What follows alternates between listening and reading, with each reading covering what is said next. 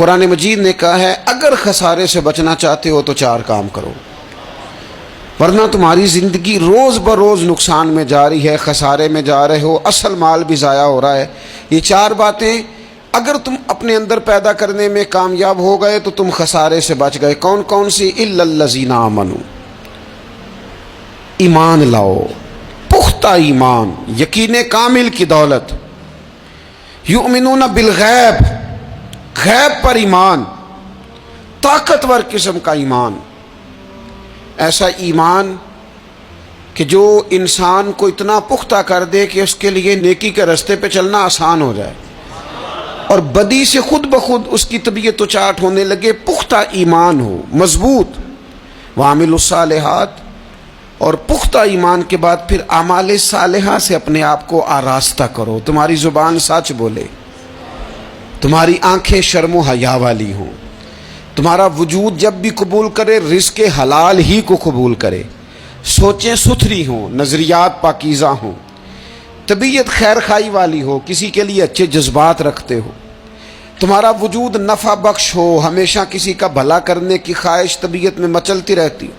اعمال صالحہ سے اپنے آپ کو آراستہ کرو، صوم و صلات کی پابندی ہو، نماز کا خیال ہو، نماز کے قیام کا خیال ہو، ظاہری باطنی آداب کے ساتھ اللہ کے حضور عبادت کے لیے حاضر ہونا تمہارا جذبہ ہو۔ ایمان اور اعمال صالحہ، یہ 2 خوبیاں، وتواصوا بالحق،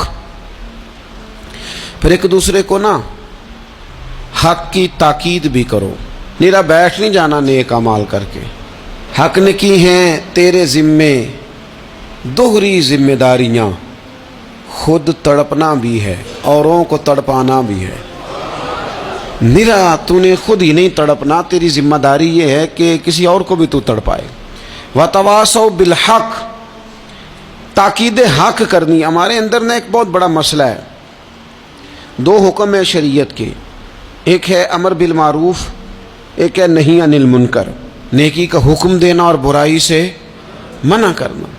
میں نے دیکھا ہے کہ بڑی کمزوری پائی جاتی ہے، نیکی کی بات لوگ پھر بھی کر لیتے ہیں لیکن نہی عن المنکر، کسی بندے کو برائی سے روکنا، منع کرنا، طبیعت ہوتی ہے گڈ بک میں رہنے کی، مزاج ہوتا ہے سب کی آنکھوں کا تارا بننے کا، اپنے گھر کے اندر بھی اتنی جرت کا مظاہرہ نہیں کرتے کہ غلط کو غلط کہہ سکیں، حق بات کی تائید کر سکیں، طاقت ہی نہیں ہوتی۔ ایسی عجیب سیاست سکھا دی گئی ہے کہ ہر شخص ایک عجیب رنگ میں اپنی زندگی بتانا چاہتا ہے۔ قرآن مجید کہتا ہے خسارے میں چلے جاؤ گے اگر کلمہ حق تمہاری زبان پر نہیں آتا، اگر کلمۃ الحق ادا کرنے کی تمہارے اندر طاقت نہیں ہے تو تم نے ضائع کر دیا سارا وقت، حاصل کیا کیا؟ کہیں اگر اپنی برادری، اپنا قبیلہ، اپنا خاندان کسی موقع پر غلط ہے اور سامنے کوئی قبیلہ ٹھیک ہے تو آپ تائید کریں سامنے والوں، آپ کے اندر یہ اخلاقی جرت ہونی چاہیے کہ غلط کو غلط کہہ سکیں اور صحیح کو صحیح کہہ سکیں۔ نبی اکرم علیہ السلام نے فرمایا تم میں سے جو برائی دیکھے وہ چاہیے اسے کہ وہ ہاتھ سے بدل دے، مظاہرہ کرے جرت کا کہ میں نہیں ہونے دوں گا، اور فرمایا اتنی طاقت نہ ہو تو زبان سے ہی کہہ دے، اعلان کرے برائی کے خلاف، اور فرمایا یہ بھی نہ کر سکے تو دل میں ہی برا جان لے، ذالک اضعف الایمان، یہ کمزور ایمان کی علامت ہے۔ تو حق بات کا مزاج، او جی میں نے اپنی قبر میں جانا ہے، او میاں آپ کے ذمہ اللہ تعالیٰ نے قانون لگایا ہے، کنتم خیر امۃ اخرجت للناس تأمرون بالمعروف وتنہون عن المنکر، تم نے لوگوں کو بھلائی کا حکم دینا ہے اور برائی سے منع کرنا ہے۔ غلط کام ہو رہا ہو تو آپ غلط کو غلط ہی نہیں کہیں گے، آپ کی طبیعت اس طرح کی ہو جائے کہ آپ بات چپ سادھ لیں، آپ کی زبان پر کسی مظلوم کے حق میں کوئی کلمہ ہی نہ آئے۔ ایک بستی میں 2-3 لوگ بڑے نیک رہتے تھے اور باقی بستی ساری گناہوں میں، معاذ اللہ، اللہ کی نافرمانیوں میں، حدوں کو توڑنے میں مشغول تھی۔ اللہ کریم نے فرشتوں کو حکم دیا کہ اس بستی کو الٹ دو۔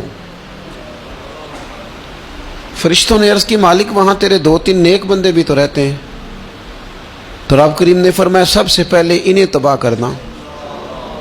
مالک نیکوں کو، پرہیزگاروں کو، اور میں یہ کس طرح کے پرہیزگار ہیں، خود تو نمازیں پڑھتے رہے اور میری نافرمانی دیکھ کے کبھی ان کے ماتھے پر شکن تک نہیں آیا، کبھی ان کی طبیعت پر بوجھ نہیں بنا کہ لوگ دین کی حدیں توڑ رہے ہیں میں کم از کم زبان سے ہی کہہ دوں، نہ کبھی سوچا ہی نہیں کہ شریعت اسلامیہ کو سر عام پامال کیا جا رہا ہے اور کوئی کلمہ ان کی زبان سے ادا نہیں ہوا۔ پہلے ان لوگوں کو تباہ کرنا خود تڑپنا بھی ہے، اوروں کو تڑپانا بھی ہے۔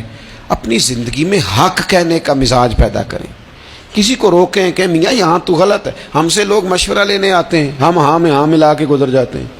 اگر آپ کو محسوس ہونا کہ سامنے والا بندہ جو آپ کے پاس بیٹھا ہے وہ بات درست نہیں کر رہا تو یہ جرت پیدا کریں، اگرچہ حکمت سے کہیں، دانائی سے کہیں، اچھے جملوں کا چناؤ کر کے کہیں، لیکن اس کو کہیں، اس کو سمجھائیں کہ یہاں تو بھی غلطی پہ ہے۔ اور غلطی دلیر لوگ مانا کرتے ہیں، دلیر لوگ، بزدلوں نے بھی کبھی غلطی مانی ہے؟ بزدل تو اپنی غلطیوں پہ دلیلیں دیتے ہیں، نہیں میرا یہ مطلب تھا، نہیں میں یہ۔ بزدل ساری زندگی کہتے ہیں میں ناکام ہوا فلانے کی وجہ سے، میں پیچھے رہ گیا فلانے کی وجہ سے۔ او خدا کے بندے تو بزدل ہے، اس لیے تو نہیں، اگر تو طاقتور ہوتا تو کم از کم اپنی غلطی تو اپنے کھاتے میں ڈالتا، تو اپنی غلطیاں بھی کسی کے کھاتے میں ڈال رہا ہے، یہ بزدلی ہے۔ تو فرمایا ایمان لائیں، اچھے اعمال کریں اور حق بات کی تاکید کریں۔ اچھا جب حق بات کی بات کریں گے تو یہ ہو نہیں سکتا پھر تکلیف نہ آئے، پھر مخالفت نہ ہو، پھر ساری دنیا ٹھیک ہے، یہ ممکن نہیں ہوتا۔ اب مشکل آئے گی تو فوراً کہا وَتَوَاصَوْا بِالصَّبْرِ، ایک دوسرے کو صبر کی وصیت کریں۔ مشکل تو آئے گی، جب آپ حق بات کہیں گے تو کچھ لوگوں کے مفادات پر چوٹ بھی لگے گی، کچھ لوگ مخالفت بھی کریں گے۔ آپ کی زندگی اگر صبر و تحمل والی ہے تو آپ کوئی کام کر جائیں گے، آپ کوئی مشن اس کی تکمیل کر دیں گے اگر مزاج میں صبر ہے، اور اگر صبر نہیں ہے، ٹھہراؤ نہیں ہے، چند قدم نہیں چل سکتے، تھوڑی دیر بھی آپ آگے کی طرف نہیں بڑھ سکتے اگر صبر نہیں۔ ایک تو یہ ہے نا کہ میرا کمپنی میں گزارا نہیں ہوتا، ایک تو یہ ہے نا کہ میرا دوستوں میں گزارا نہیں ہوتا، اور ایک تو یہ ہے نا میرا دفتر میں صبر نہ ہو، ذمہ داری سے کہہ رہا ہوں، صبر نہ ہو تو ماں باپ سے بھی گزارا نہیں ہوتا۔ میں ذمہ داری سے کہنے لگا ہوں صبر نہ ہو تو بیوی بچوں کے ساتھ بھی گزارا نہیں ہوتا۔ آپ کو صبر کرنا ہے۔ مجھے بتائیے چھوٹا بچہ ہے آپ کا، وہ چھوٹا ہے، اسے پتہ نہیں ہے، وہ کچھ ایسے کام بھی کرتا ہے جو غصے والے ہیں، تو کیا آپ اس بچے کو سزا دیں گے؟ نہیں، آپ صبر کریں گے، آپ سمجھیں گے کہ یہ مقام صبر ہے۔